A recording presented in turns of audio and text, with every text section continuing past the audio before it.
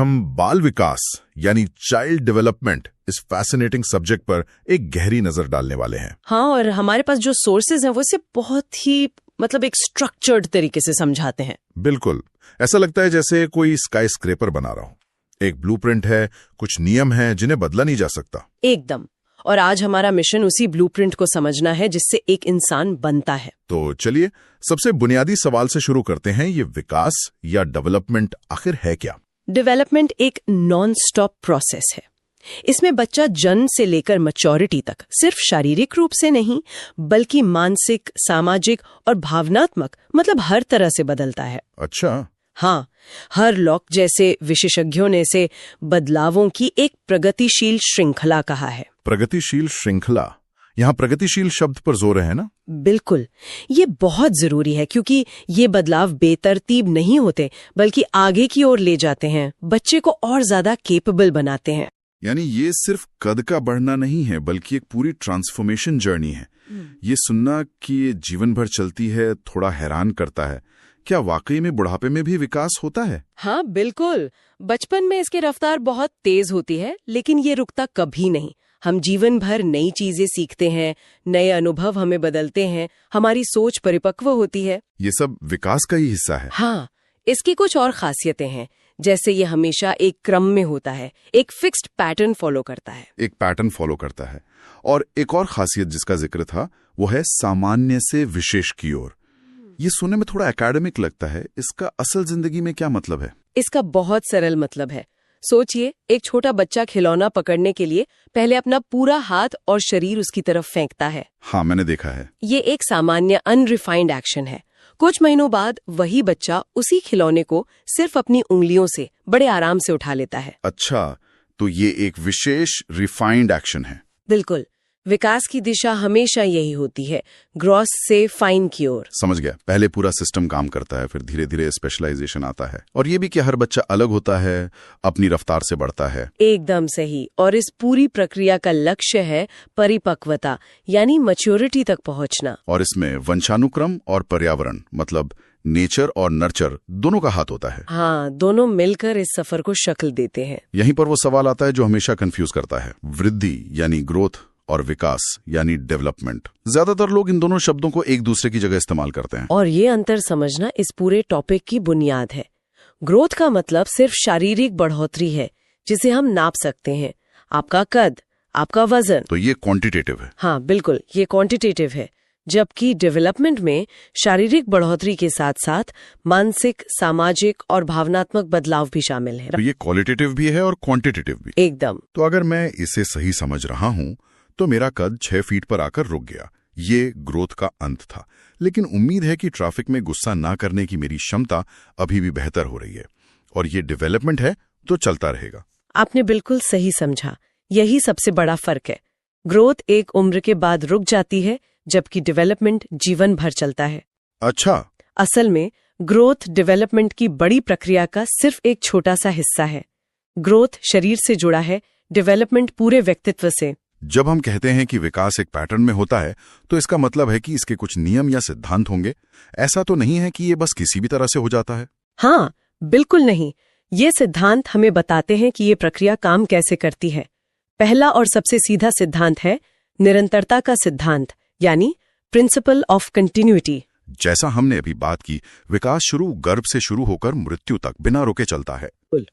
रफ्तार कम ज्यादा हो सकती है पर यह कभी रुकता नहीं। और दूसरा सिद्धांत है क्रमबद्धता का, यानी एक सीक्वेंस का होना। हाँ, इसका मतलब है कि विकास हमेशा एक तय क्रम में होता है। जैसे बच्चा पहले बैठना सीखता है, फिर घुटनों के बल चलना, फिर खड़ा होना और फिर दौड़ना। कोई भी बच्चा सीधे दौड़ना नहीं सीखता। कभी नहीं। भाषा सीखने का भी एक क्रम है, सुनना, बोलना, पढ़ना और फिर लिखना। ये क्रम यूनिवर्सल है। मुझे 2 और सिद्धांतों के बारे में जानने की उत्सुकता है जिनके नाम थोड़े टेक्निकल हैं, सेफेलोकॉर्डल और प्रॉक्सिमोडिस्टल। ये क्या है? ये विकास की दिशा बताते हैं। सेफेलोकॉर्डल का मतलब है सिर से पैर की ओर। विकास हमेशा सिर से शुरू होकर नीचे की तरफ जाता है। सिर से पैर की ओर? हाँ, ये फैसिनेटिंग है। बच्चे का कमांड सेंटर यानी उसका दिमाग पहले कंट्रोल में आता है। इसीलिए बच्चा पहले अपना सिर संभालना सीखता है, फिर धड़ और आखिर में अपने पैरों पर कंट्रोल करके चलना सीखता है। वाओ, ये तो बहुत लॉजिकल है। कमांड सेंटर को पहले ऑनलाइन आना ही होगा ताकि वो बाकी मशीनरी को कंट्रोल कर सके। तो विकास ऊपर से नीचे की तरफ होता है। हाँ। और प्रॉक्सिमोडिस्टल? प्रॉक्सिमोडिस्टल का मतलब है केंद्र से बाहर की ओर। विकास शरीर के केंद्र यानी रीढ़ की हड्डी के पास से शुरू होकर बाहर की तरफ फैलता है। अच्छा, केंद्र से बाहर। हाँ, पहले बच्चे के कंधे और बाजू पर कंट्रोल आता है, फिर हाथ की कलाई पर और आखिर में उंगलियों जैसी छोटी छोटी चीजों पर। इसीलिए बच्चे पहले किसी चीज को पूरे हाथ से भालू की तरह पकड़ते हैं और बाद में पेंसिल को उंगलियों से पकड़ पाते हैं। एकदम सही। ये कमाल है। तो शरीर पहले अपना कोर फाउंडेशन बनाता है और फिर डिटेल्स पर काम करता है। मैं अब किसी बच्चे को खिलौना पकड़ते हुए पहले की तरह नहीं देख पाऊंगा। और कौन से मुख्य सिद्धांत हैं? एक और बहुत जरूरी सिद्धांत है व्यक्तिगत भिन्नता का, यानी प्रिंसिपल ऑफ इंडिविजुअल डिफरेंसेस। कि हर बच्चा अलग है। हाँ, ये कहता है कि विकास का पैटर्न तो सब में एक जैसा होता है, लेकिन हर बच्चे की रफ्तार अलग होती है। कोई बच्चा 9 महीने में चलने लगता है, कोई 15 महीने में। इसीलिए बच्चों की तुलना करना बिल्कुल गलत है। ये बात पेरेंट्स के लिए जानना बहुत जरूरी है। तो ये सारे सिद्धांत एक तरह से विकास के यूनिवर्सल लॉज ऑफ फिजिक्स जैसे हैं। पर ये नियम असल में गवर्न क्या करते हैं? मतलब बच्चे के कौन कौन से हिस्से इन नियमों के हिसाब से विकसित हो रहे हैं? बहुत अच्छा सवाल है। विकास को समझने के लिए इसे 5 मुख्य क्षेत्रों या डोमेन्स में बांटा गया है। ठीक है। पहला और सबसे ऑब्वियस है शारीरिक विकास यानी फिजिकल डेवलपमेंट।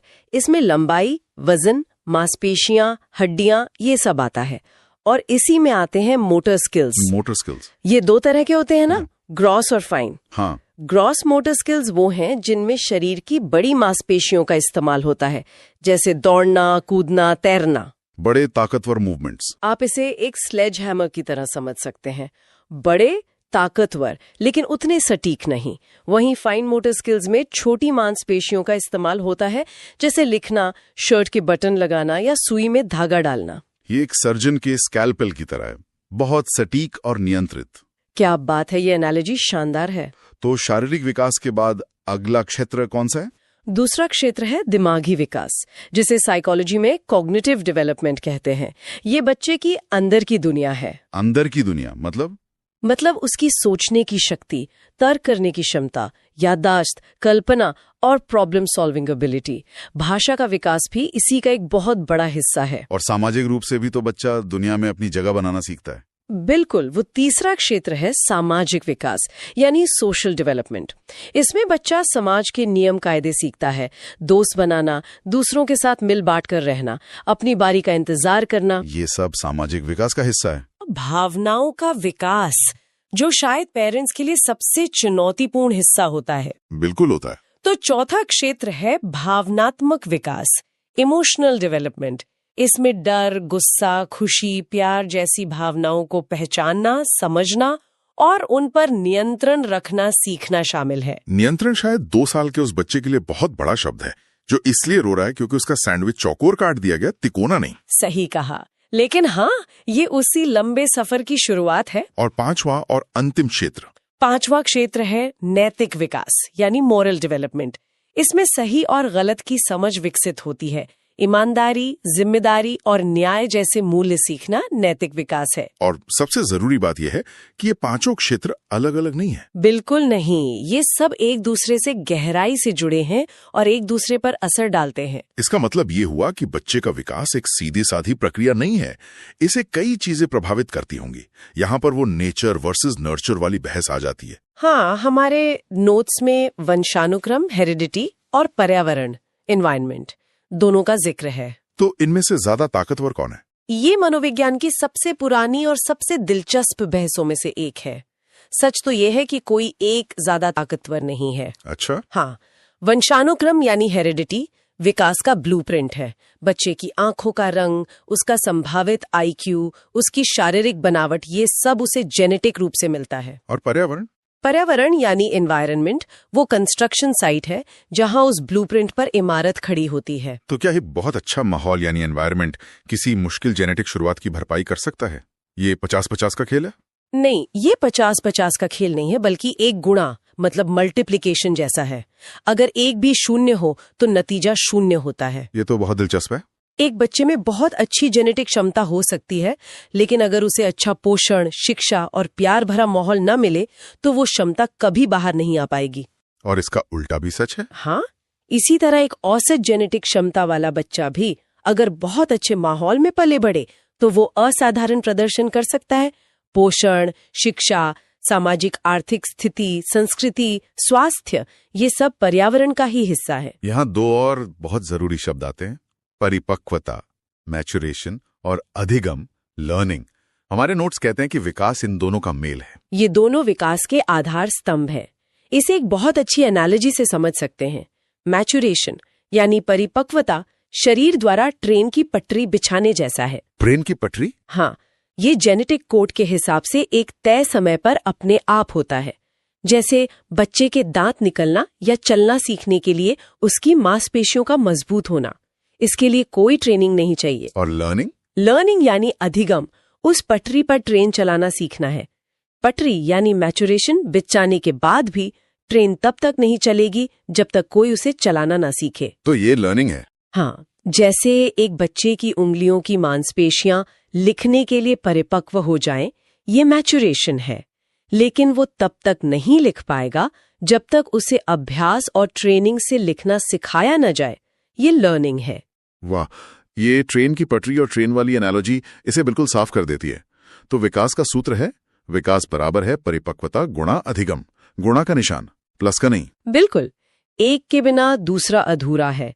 विकास के लिए दोनों का साथ में होना जरूरी है। तो ये सारी जानकारी, ये सिद्धांत, ये कारक एक टीचर के लिए क्लासरूम में असल में क्या मायने रखते हैं, ये सब जानना उन्हें बेहतर सिखाने में कैसे मदद करता है? ये जानकारी शिक्षकों के लिए एक गाइड बुक की तरह है।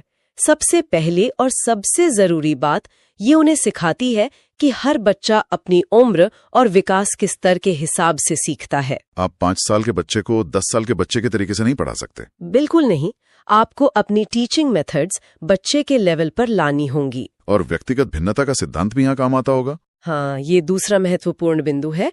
शिक्षक को ये समझना होगा कि क्लास का हर बच्चा अलग है।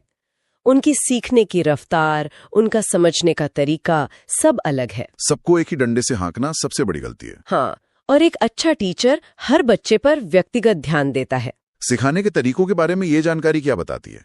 ये बताती है कि छोटे बच्चों को सिखाने का सबसे अच्छा तरीका खेल खेल में सिखाना है। उनका शारीरिक और मानसिक विकास इसी से सबसे बेहतर होता है। रटने की जगह अनुभव से सीखना। हाँ, बच्चों को रटने पर मजबूर करने की जगह उन्हें खुद करके सीखने, सवाल पूछने और चीजों को एक्सप्लोर करने के मौके देने चाहिए। और बच्चे के व्यवहार को लेकर शिक्षक का रवैया कैसा होना चाहिए? ये सबसे अहम बात है। बाल विकास की समझ शिक्षक को बच्चे के व्यवहार के पीछे का कारण समझने में मदद करती है। मतलब अगर कोई बच्चा ध्यान नहीं दे रहा तो उसे डांटने की बजाय हाँ, डांटने के बजाय शिक्षक ये सोचेगा कि शायद इसके पीछे कोई कारण है। ये समझ शिक्षक को ज्यादा धैर्यवान और सहानुभूतिपूर्ण बनाती है। वो सजा की जगह प्रेरणा और प्रोत्साहन का इस्तेमाल करता है। बहुत बढ़िया। आज हमने बाल विकास के ब्लूप्रिंट को वाकई में परत दर परत खोला है। ये सिर्फ कुछ परिभाषाएं नहीं है, बल्कि ये एक पूरी कहानी है कि कैसे एक बच्चा दुनिया में अपनी जगह बनाता है। बिल्कुल, ये सारे सिद्धांत, क्षेत्र और कारक एक दूसरे से जुड़े हैं और एक संपूर्ण तस्वीर पेश करते हैं। और अंत में श्रोताओं के लिए सोचने के लिए एक सवाल छोड़ जाते हैं। हाँ, हमने सूत्र देखा, विकास बराबर परिपक्वता गुणा अधिगम, नेचर और नर्चर का खेल। अब सवाल ये है कि विकास के अलग अलग क्षेत्रों में क्या इन दोनों का वजन बदलता है? अच्छा सवाल है। क्या शारीरिक विकास में मैच्योरेशन का पड़ला भारी है और नैतिक विकास में लर्निंग का? और ये संतुलन बच्चे की उम्र के साथ